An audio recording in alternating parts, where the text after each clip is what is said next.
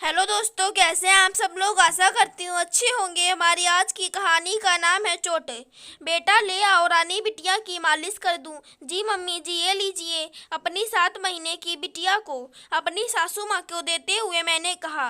बिटिया के जन्म के बाद से ही सासू माँ ने उसकी मालिश की जिम्मेदारी संभाल ली थी। अब वे दिन में कम से कम 3 बार उसकी मालिश करती और हड्डियों की मजबूती के लिए बिटिया के हाथ पांव की कसरत भी करवाती। सासू माँ ने खास मेरे लिए घी के लड्डू भी बनाए थे और अब वे मेरा और अपनी नन्ही पोती का खूब ख्याल रखती। मेरी कोई ननद नहीं थी और हमारे परिवार की ये पहली बिटिया थी, इसलिए भी शायद उन्हें कुछ अलग ही लगाव था अपनी लाडली पोती से। दिन भर अपनी पोती को गोद में लिए वे उसके साथ खेलती और खुश होती। मेरी बिटिया अब सबकी आंखों का तारा बन चुकी थी। उस दिन हमेशा की तरह सासू माँ बिटिया को मालिश के लिए ले गईं। मालिश कर वे अब उसकी कसरत करा रही थी। 7 महीने के बच्चे अब फुर्ती और चंचलता में नरम होते हैं, तो कसरत कराते भर में बिटिया छटक कर बिस्तर से नीचे फर्श पर गिर गई। गिरते ही बिटिया ने सांसें रोककर रोना शुरू कर दिया। मैं किचन से भाग कर आई और देखा तो सासू माँ बिटिया का माथा दबा रही थी। घबराहट और डर से उनके चेहरे का रंग उड़ा हुआ था। बिटिया को आज पहली बार चोट के दर्द से रोता बिलखता देख मेरा भी दिल बैठा जा रहा था। उसके माथे पर नीला सा घुरमा निकल आया था।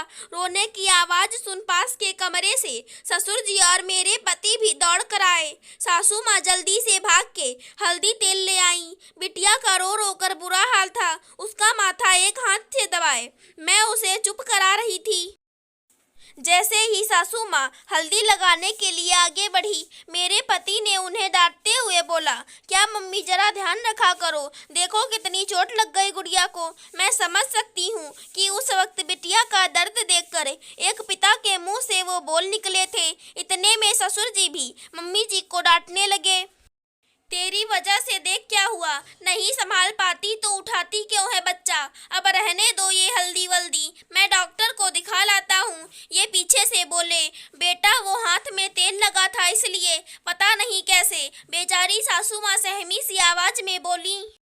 एक कोने में चुप खड़ी सासू माँ एक मुजरिम जैसा महसूस कर रही थी। मैं चुपचाप सब सुन रही थी। अब बिटिया भी थोड़ा शांत हो चुकी थी। मुझे चुप देखकर सासू माँ को लगा कि मैं गुस्से में कुछ नहीं बोल रही। झिझकते हुए वे मुझे बोली, बेटा हाथ में तेल लगा था और मैं। अभी वो अपनी बात पूरी करती उतने में बीच में ही उन्हें टोकते हुए मैं बोली, मम्मी जी इसमें आपकी कोई गलती नहीं है। कोई दादी अपने पोता पोती को जानबूझकर चोट पहुंचाती है क्या। आप सफाई क्यों दे रही हैं। इस उम्र में बच्चे अक्सर गिरते ही हैं और आप ही तो कहती हैं गिरने से हड्डियां मजबूत होती हैं। मेरी बातें सुन उनकी आंखों में आंसू आ गए। उनके आंसू पोंछते हुए मैंने बिटिया को उनकी गोद में दिया। उन्होंने उसे चूमकर अपने सीने से लगा लिया।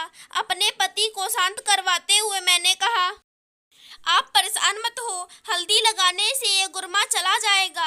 अब आदत डाल लीजिए, ये तो गिरने की शुरुआत है। इन्हें भी लगा कि गुस्से में ये माँ को कुछ ज्यादा ही बोल गए, तो पीछे से माँ को पकड़कर गले लगा लिया। अब घर का माहौल थोड़ा शांत हुआ और सासू माँ ने बिटिया के माथे पर हल्दी लगाई। कुछ ही देर में दादी की बदमाश पोती फिर से हंसने मुस्कुराने लगी और तब जाकर घर वालों की जान में जान आई। अगर हमारी आज की कहानी पसंद आए तो चैनल को सब्सक्राइब करें। धन्यवाद दोस्तों।